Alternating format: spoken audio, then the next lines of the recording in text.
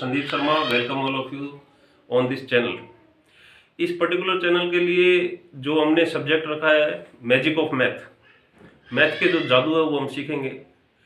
इसके बारे में अगर मैं बात करूं मैथ के बारे में, तो सबसे पहली चीज़ जो है वो है कि मैथ के बेसिक्स हमारे अगर क्लियर होंगे तो हम सारी चीज़ें इजीली कर पाएंगे। सेकंड, अगर मैं बेसिक्स जब हमारे क्लियर हो जाते हैं तो मैथ के लिए प्रैक्टिस बहुत ज़रूरी है। प्रैक्टिस हमें कंटिन्यू करती रहनी पड़ेगी।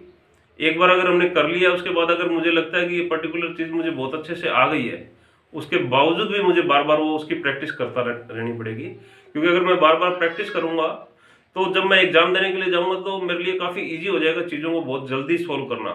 टाइम की बहुत इंपॉर्टेंस है एग्जामिनेशंस के अंदर, तो हमें ध्यान रखना पड़ेगा जितनी ज़्यादा प्रैक्टिस होगी टाइम उतना कम मेरा वहाँ पर लगेगा और मैं इजीली चीज़ों को कर पाऊँगा। नंबर 2, अगर मैं बात करूँ मैथ की, मैथ पूरा लॉजिक पे आधारित है। लॉजिक हमें लगाने पड़ेंगे। जितने ज़्यादा लॉजिक और जितने ज़्यादा ट्रिक्स मैं यूज कर सकता हूँ वो मेरे लिए काफ़ी अच्छा रहेगा। समय की बचत होगी, कन्वर्ट होंगे नंबर्स के अंदर, सो दैट मेरा रिजल्ट अच्छा रहेगा। और थर्ड वन, अगर मैं बात करूँ मैथ के अंदर चीज़ों को बहुत ईजी करने के लिए मेरी आप लोगों से ये गुजारिश है कि उसको मिनिमाइज की ओर लेकर के जाएं।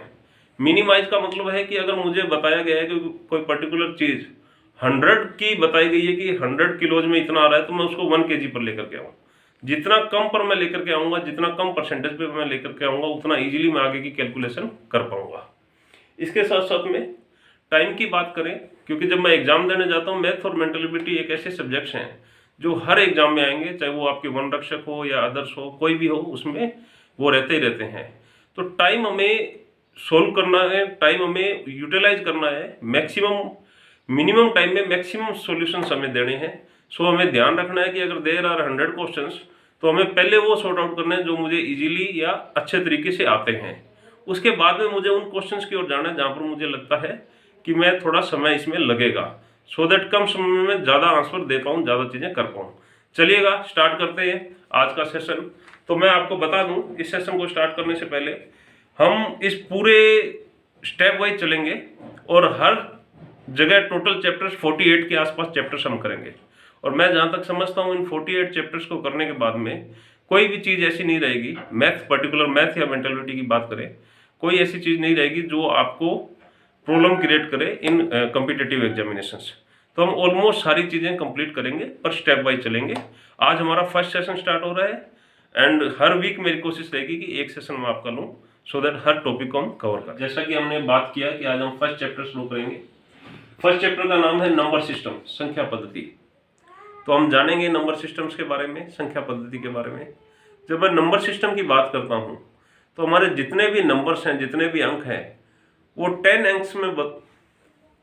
10 अंक के अंदर कन्वर्टेड है। इट मीन्स 0 से लेकर के 9 तक काउंटिंग है, इसी के अंदर हमारे सारे अंक बने हुए हैं। एग्जाम्पल के तौर पे 0, 1, 2, 3, 4, 5, 6, 7, 8 एंड 9। इन टोटल 9, उन टोटल 10 अंकों से ही सारे अंक अपने बने हुए हैं, चाहे वो 11 की बात करें, 20 की बात करें, 80 की बात करें, 90 की बात करें, 100 की बात करें। It means we have to know about 0 to 9 exactly, right. तो अब 0 से 9 जब वर्ड्स के बारे में हम जानते हैं, सभी लोग जानते हैं 0, 1, 2, 3, 4, 5, 6, 7, 8, 9। तो नॉर्मली अगर आप एग्जाम में देखेंगे तो बेसिक क्वेश्चंस नंबर सिस्टम पे 2 आते हैं। पहला आता है कि शब्दों में लिखिए, right in the words, and second जो आता है वो अंकों में लिखिए। तो जो अगर वर्ड्स में जो दिए हैं उनको आपको अंकों में कन्वर्ट करना पड़ता है। तो मेरी आप लोगों से ये गुजारिश है कि सबसे पहले हम अंकों को पढ़ने के लिए या नंबर सिस्टम को जानने के लिए हम अंकों को जब भी लिखते हैं, उसको पढ़ाई जो की जाती है अंकों की, वो दाएं से बाएं की ओर की जाती है। इट मीन्स हमारा जो दायां हाथ है उससे बाएं ओर काउंट करते हैं। एग्जाम्पल के तौर पे आपको यहाँ एक वर्ड दिखाई दे रहा होगा 61487029, राइट।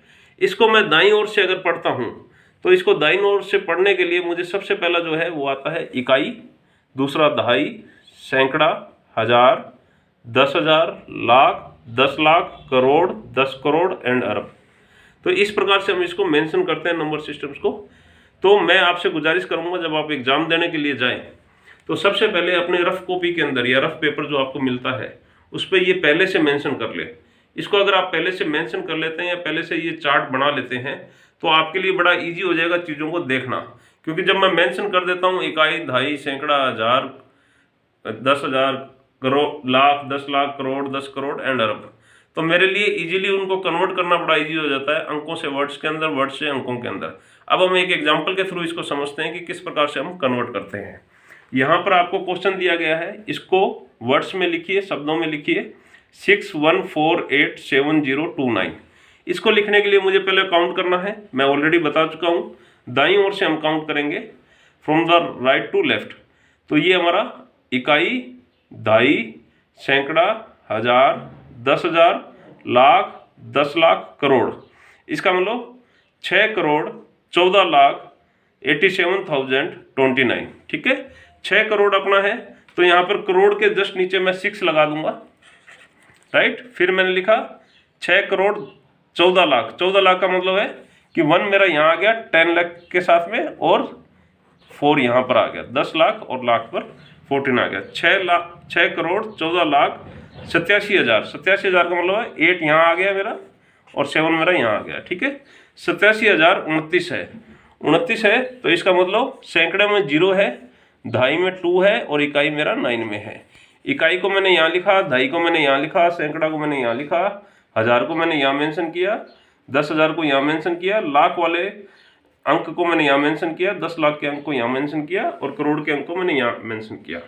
अब बड़ा इजी हो जाता है। अब आप ऊपर से अगर देख करके पढ़ेंगे तो 6,14,87,029 ये मेरा, इसको जो है अंक को मैं वर्ड्स में लिख सकता हूँ। इसी प्रकार से सेकंड एग्जांपल दिया हुआ है 7,04,05,009 को, इसको अंकों में लिखना है। तो 7 करोड़ का मतलब है, करोड़ का मुझे यहाँ पर अवेलेबल है इस ब्लॉक के अंदर, 7 को मैं मेंशन करूँगा। 4 लाख का मतलब ये है कि मैं यहाँ पर लाख की जगह पर 4 को करूँगा, क्योंकि 10 लाख में नहीं है, ये डबल डिजिट में नहीं है लाख, इसलिए मैं 4 को यहाँ मेंशन करूँगा। और 5,009 तो यहाँ अपना 0 हो जाएगा,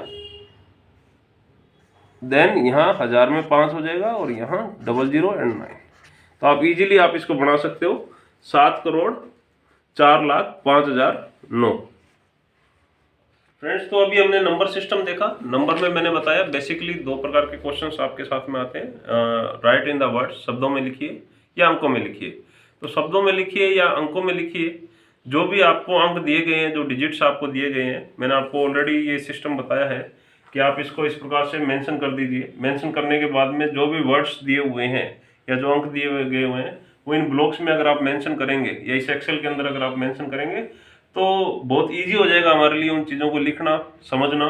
क्योंकि जैसे ऑलरेडी जब मैंने इसको 61487029 को मेंशन किया तो मेरे को रीड आउट करना भी आसान हो गया, 6,14,87,029। ठीक है, सेम ऐसे ही मेरा 7,04,05,009 था।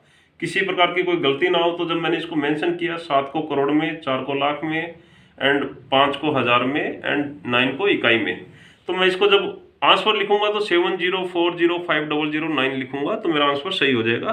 तो ये एक नंबर सिस्टम का बेसिक्स क्वेश्चंस थे। हम बेसिक्स से स्टार्ट कर रहे हैं, हर चीज़ ढंग से देखेंगे, सीखेंगे, समझेंगे, तो it's easy for me. And इसमें अगर आपका कोई क्वेश्चन हो तो आप नीचे कमेंट बॉक्स में डालिएगा।